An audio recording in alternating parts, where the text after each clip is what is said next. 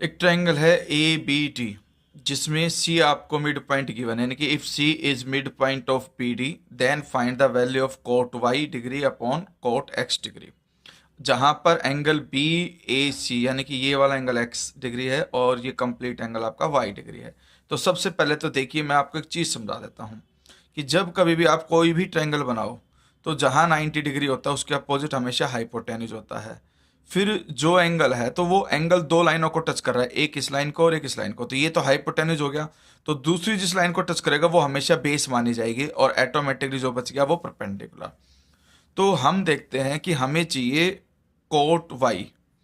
ठीक है, coat Y का मतलब आपके पास बेस अपॉन परपेंडिकुलर होता है और वाई है आपका ये कंप्लीट एंगल। तो इसमें बेस तो कहलाएगा ए बी और परपेंडिकुलर कहलाएगा बी डी। तो आपके पास कंडीशन क्या आ जाएगी, A B upon B D. ठीक है, फिर हम निकालेंगे cot x degree. Cot x degree का मतलब आपके पास बेस आ जाएगा ए बी, यानी कि ए बी आपका बेस आ जाएगा और इसमें भी परपेंडिकुलर जो है वो सिर्फ बी सी आएगा। ठीक है, ये कंडीशन आ गई। और आप क्या करोगे, कोट वाई डिग्री को कोट एक्स डिग्री से डिवाइड कर दो आप।